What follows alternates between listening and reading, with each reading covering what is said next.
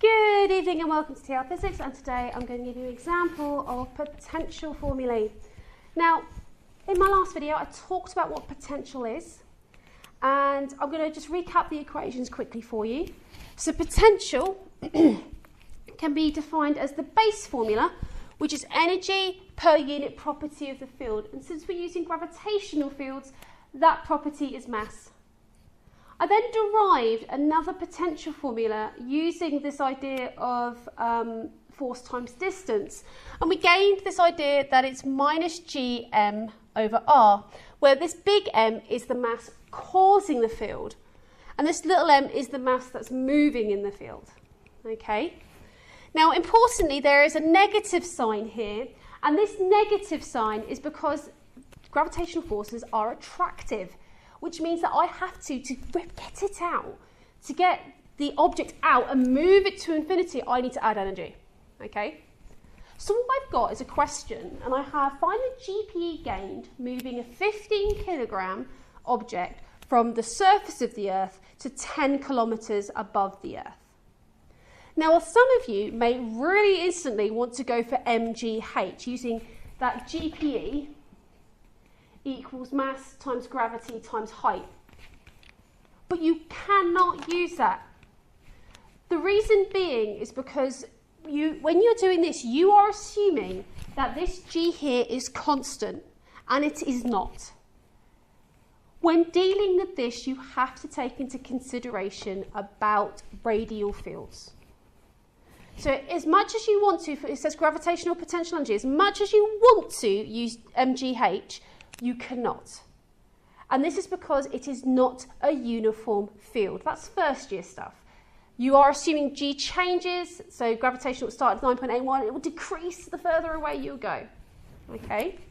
So you cannot use that at all. You have to use the idea of potential.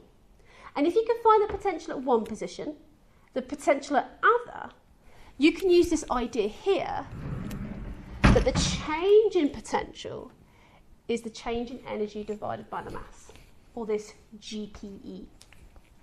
Okay, so let's do this. So what I do is I work out the potential at the surface. So a few little things. In your data sheet, you are given some information. You are told that the radius of the Earth is 6.37 times 10 to the 6 meters. You're told that the mass of the Earth is 5.98 times 10 to the 24 kilograms. And this is on the front of your data sheet in the bottom left-hand corner. So please be aware, you may be asked these and you go, oh, I don't know the mass of the Earth. It's on the data sheet. Okay. So what I'm going to do is I'm going to find the potential, the gravitational potential, not energy, I'm just looking at gravitational potential, okay, at the bottom. So I'm going to use minus gm over r. So that's 6.67 times 10 to the minus 11 times by 5.98 times 10 to the 24 all over radius of the Earth, which is 6.37 times 10 to the 6.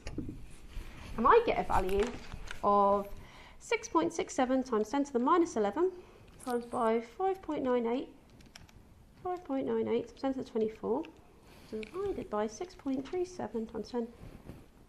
Answer divided by 6.37 times 10 to the 6. I get an answer of 62.6 times 10 to the 6. Now, so this is at the surface. I'm now going to do it at 10 kilometers high. By the way, that's a minus sign, okay? So this is in joules per kilogram. So, minus 6.67 times 10 to the minus 11 times by 5.98 times 10 to the 24 all over. Now this is 10 kilometres from the surface. So not only have I got the radius of the Earth to consider, I then have to add 10 kilometres to it. 6.37 times 10 to the 6 plus 10 times 10 to the 3 is 6.38 times 10 to the 6. So bringing that in, minus 6.67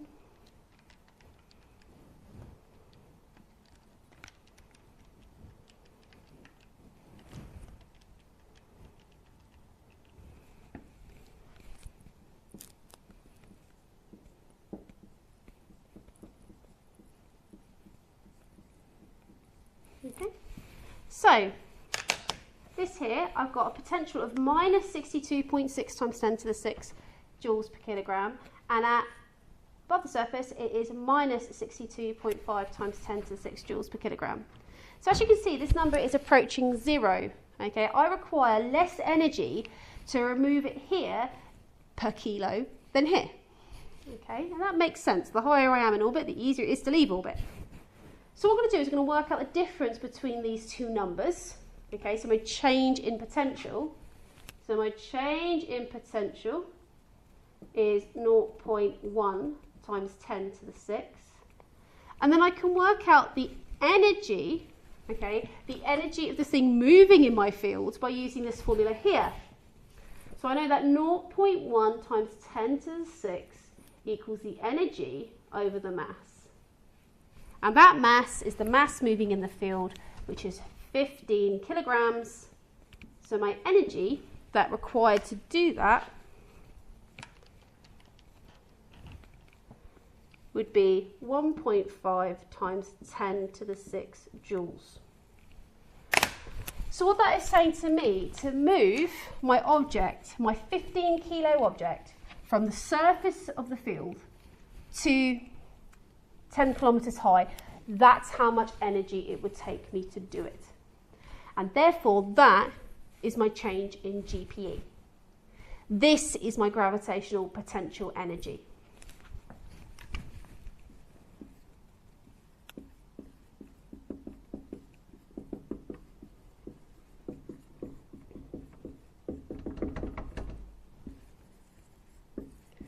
Because what I have done is I've worked out my change in gravitational potential. And then I worked out the gravitational potential energy of that object.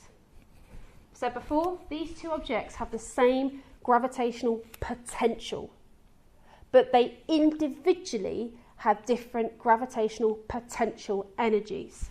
And that's based on this idea that this M here is individual to the object that is moving in that field. And that is an example of gravitational potential energy in a field.